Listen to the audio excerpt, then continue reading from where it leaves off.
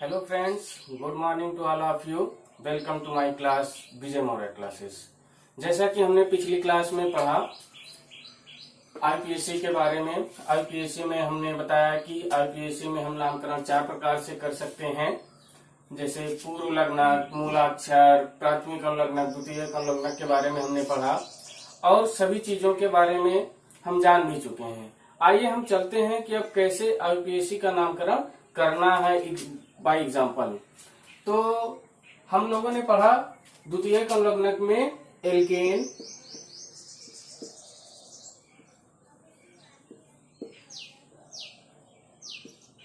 Alkene और alkyne, ये हमने पढ़ा।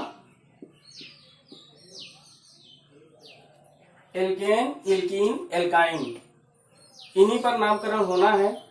तो चाहे वो मेथेन बने, चाहे मेथीन बने, चाहे मेथाइन बने, मतलब 10 तक के जो हमारे मूलाक्षर हैं, कार्बन नंबर हैं, इन्हीं पर नामकरण होना है।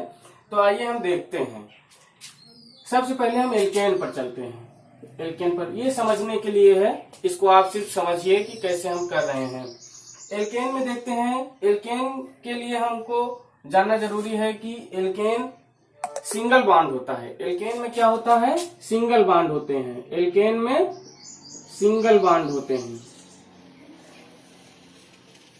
एल्केन में जो कार्बनिक यौगिक होंगे हमारे, जो एल्केन में कार्बनिक यौगिक होंगे, वो सिंगल बॉन्ड से जुड़े होंगे। किससे? सिंगल बॉन्ड से जुड़े होंगे। और वही एल्कीन में डबल बॉन्ड से जुड़ते हैं। एल्कीन में डबल बॉन्ड से कार्बन जुड़ता है। कार्बनिक यौगिक किससे जुड़ते हैं? डबल बॉन्ड से जुड़ते हैं। किसमें? एल्कीन में।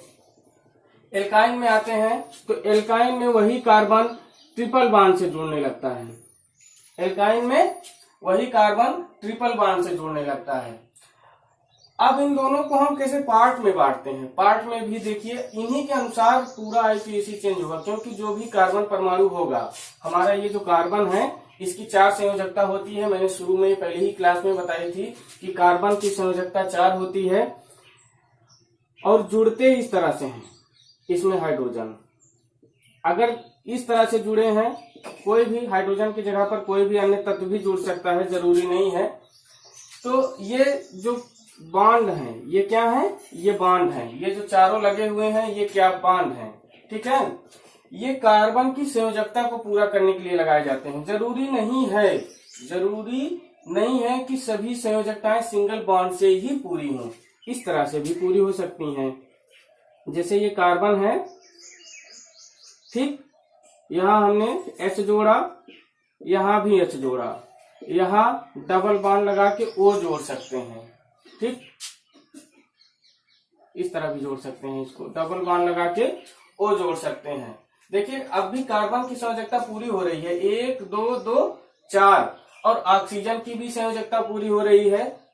2, ऑक्सीजन की भी संयोजकता पूरी हो रही है। तो कार्बनिक यौगिकों में ये जानिए कि सभी जो बॉन्ड द्वारा जुड़ेंगे, सभी तत्व, उनकी संयोजकताएं बैलेंस होनी चाहिए।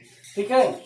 इसमें जो कुछ विद्यार्थी ऐसे होंगे जिनको संयोजकता ना समझ में आ रही होगी, संयोजकता की बात उनको पूरी तरह से क्लियरिफाई नहीं हो रही है, तो उसको मैं संयोजकता की क्लास में डिफाइन कर दूंगा पूरी तरह से। आप बिल्कुल कंफ्यूज ना होइए।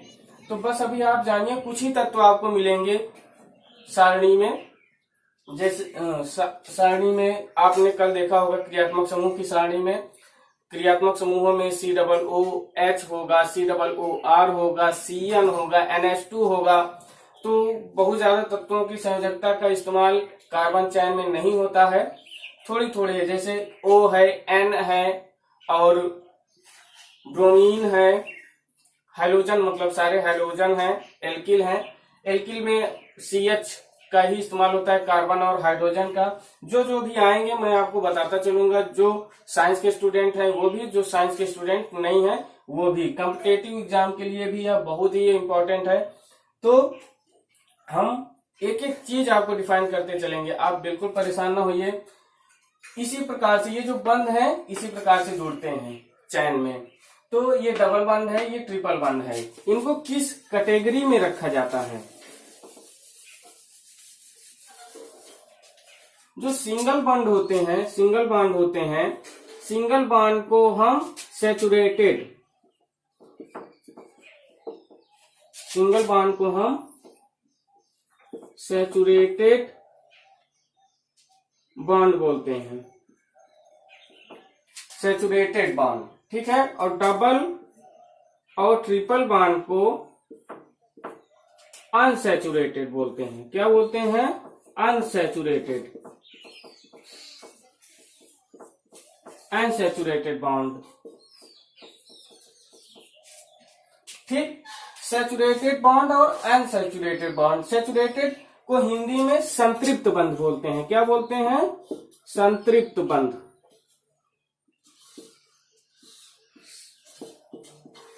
इसको संतृप्त बंध बोलते हैं और अनसैचुरेटेड को असंतृप्त बंध बोलते हैं।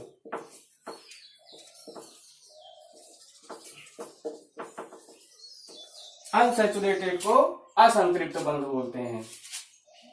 एक बार इसका आप स्क्रीनशॉट जरूर ले लीजिएगा। सिंगल बॉन्ड को संतृप्त बंध, सैचुरेटेड बॉन्ड, और डबल और ट्रिपल बॉन्ड को अनसैचुरेटेड बंध, असंतृप्त बंध बोलते हैं। इन्हीं के अनुसार ये दो भाग हो गए ना। पहला भाग हमारा संतृप्त बंध का हो गया, दूसरा भाग हमारा असंतृप्त बंध का हो गया। अब जब हम नामकरण की पद्धति पर आते हैं तो हम दो भागों में करते हैं। पहले संतृप्त बंधों के लिए करते हैं नामकरण और फिर असंतृप्त बंधों के लिए करते हैं। मैं चाहूं तो आपको जो मैंने फार्मूला बताया था, पाव श्रृंखला, पूर्व लग्नक, मूलाक्षर, द्वितीयक लग्नक और प्राथमिक लग्नक मैंने बताया था।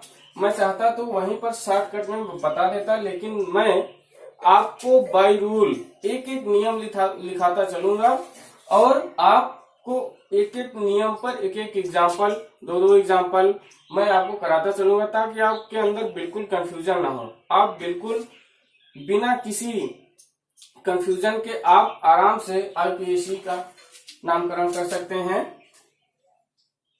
स्क्रीनशॉट ले लीजिए एक बार।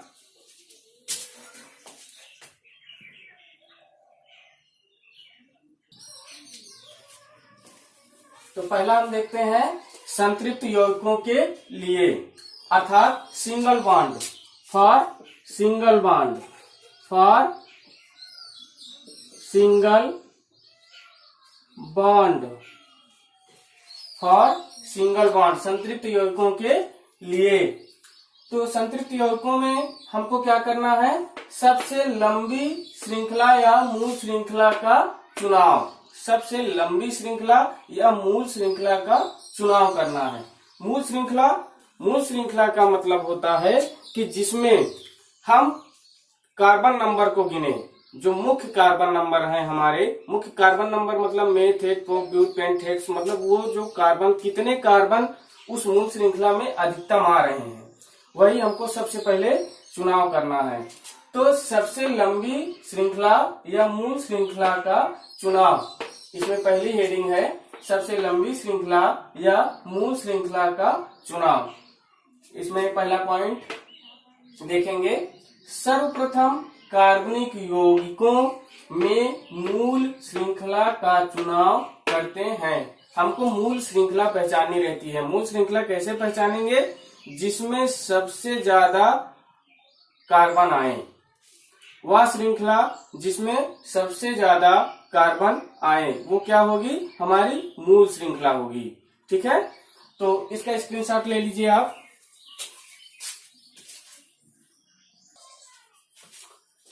आपने स्क्रीनशॉट ले लिया होगा। आइए चलते हैं इस पर। ये जो हमने लिखाया है कि सर्वप्रथम कार्बनिक यौगिकों की मूल श्रृंखला का चुनाव करते हैं। अब ये हमारी कोई श्रृंखला है, इसको रेज कर दे रहे हैं।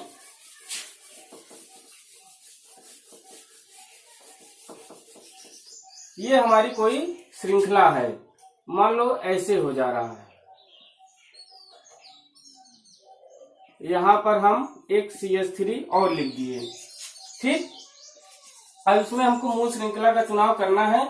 मूल श्रृंखला का मतलब होता है कि जो हमारी मुख्य श्रृंखला होगी, जिसका हम सरनेम रखेंगे ना, जैसे हमने बताया कि जिसका हम सरनेम रखेंगे। तो इसमें अभी क्रियात्मक समूह उपस्थित नहीं है। जो हम टेबल बनवाए थे वो कोई भी क्रियात्मक समूह इसमें उपस्थित नहीं है, लेकिन एक चीज उपस्थित है, उसको हम बाद में चर्चा करेंगे। अभी हमको सिर्फ मूल श्रृंखला का चुनाव करना है बस, कि जिसका हम नामकरण करें, जिसका नामकरण करना है उसको चयन करेंगे। सिर्फ हमारा अभी तक जो हमने लिखाया 2 वर्डों में, उसमें सिर्फ इतना लिखा है कि सिर्फ हमको मूल श्रृंखला का चुनाव करना है, तो सिर्फ चुनाव करेंगे। अब इसका नंबरिंग हम किस प्रकार से करेंगे, देखिए 2 मूल श्रृंखलाएं बन सकती हैं इसमें।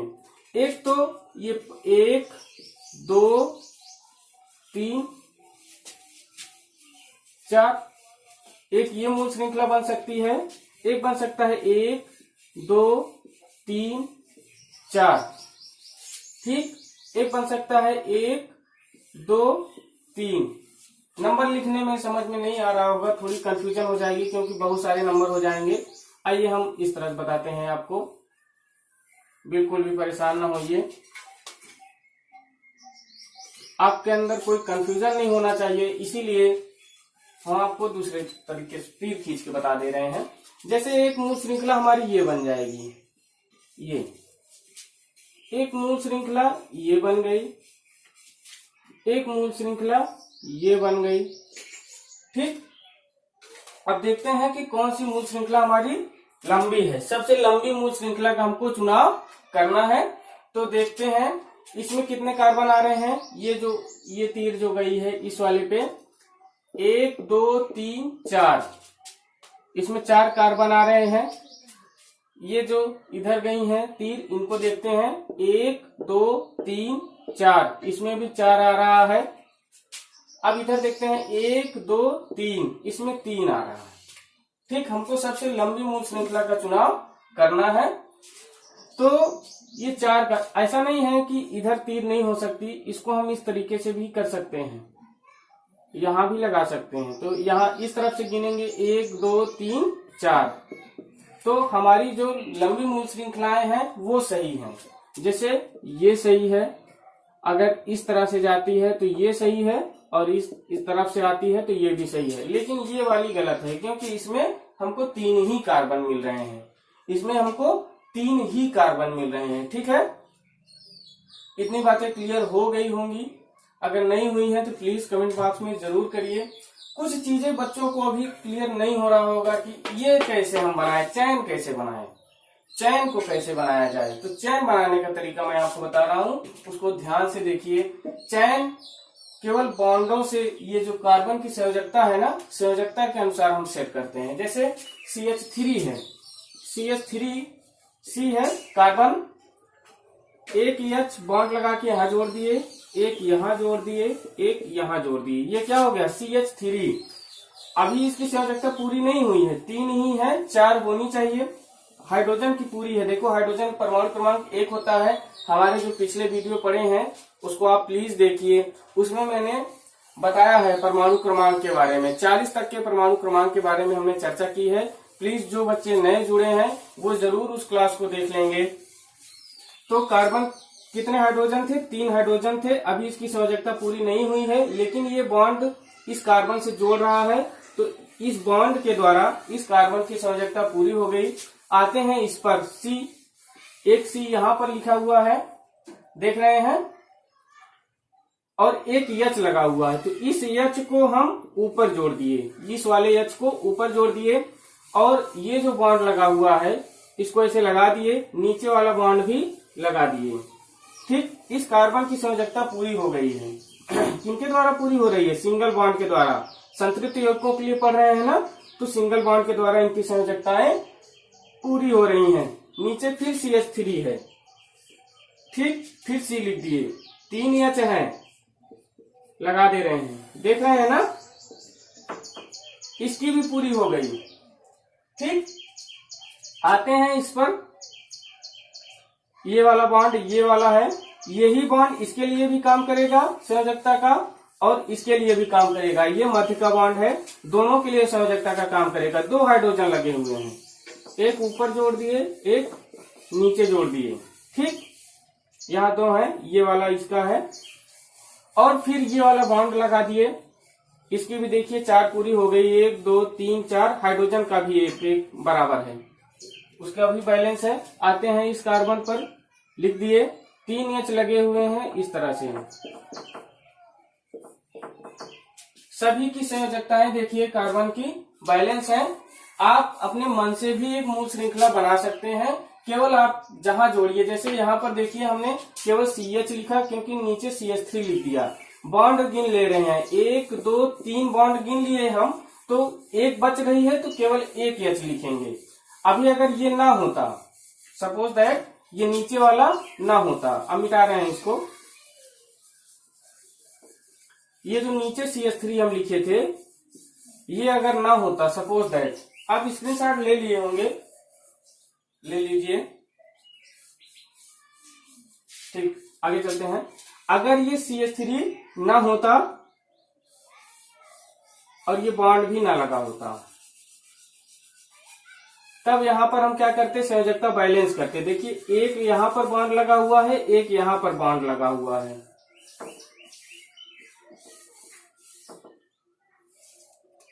एक यहां बॉन्ड लगा है, एक यहां बॉन्ड लगा है, ठीक, और एक H है, तो कितनी संयोजकता हुई, 3 ही हुई।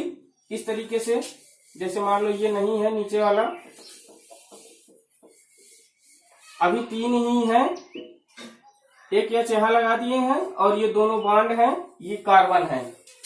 अब लेकिन इसकी संयोजकता बैलेंस इस कार्बन की नहीं है, इस कार्बन की संयोजकता बैलेंस नहीं है, तो हम क्या करेंगे, यहां पर एक हाइड्रोजन की संख्या बढ़ा देंगे। अभी एक हाइड्रोजन है ना, इसको 2 हाइड्रोजन कर दिए। जब 2 हाइड्रोजन कर दिए तो देखिए एक हाइड्रोजन तो ऊपर लग गया, एक हाइड्रोजन नीचे लग गया, देख रहे हैं, बैलेंस हो गया ना कार्बन की संयोजकता। इसी प्रकार से हमको श्रृंखला पहले बनाना सीखना है। जो बच्चे ये सोच रहे हैं कि हमको केमिस्ट्री बिल्कुल नहीं आती है, तो वो धीरे धीरे पढ़ें। इसीलिए मैं क्लास को बहुत स्लो पढ़ा रहा हूँ, छोटे छोटे, बहुत ज्यादा लंबा वीडियो नहीं बनाता हूँ, छोटा वीडियो बनाता हूँ 15-20 मिनट का। तो आप थोड़ा थोड़ा पढ़िए और एकदम क्लियर करते चलिए, ठीक है ना। कार्बन आप आज कम से कम 10 श्रृंखलाएं बनाने का प्रयास करिए। नहीं बन रही हैं तो प्लीज कमेंट बॉक्स में बताइए। हम एक सेशनल क्लास भी रखेंगे बच्चों के लिए, जहां पर क्वेश्चन पूछने के लिए बनाएंगे और आप अपनी सारी प्रॉब्लम उसमें कमेंट करेंगे, ठीक है ना। तो रेस कर रहे हैं, इसका स्क्रीनशॉट ले लीजिएगा। ये हमारी आज के लिए, आज हमने बताया कि मूल श्रृंखला का चयन कैसे करते हैं, ठीक है। समझ में आया होगा, कुछ बच्चों को नहीं भी आया होगा तो प्लीज कमेंट बॉक्स में जरूर बताइए। आपके कमेंट और लाइक हमारा मनोबल बढ़ाते हैं नेक्स्ट वीडियो बनाने के लिए, ठीक है। प्लीज अगर वीडियो अच्छा लगा हो तो लाइक, सब्सक्राइब और शेयर जरूर करिए। धन्यवाद।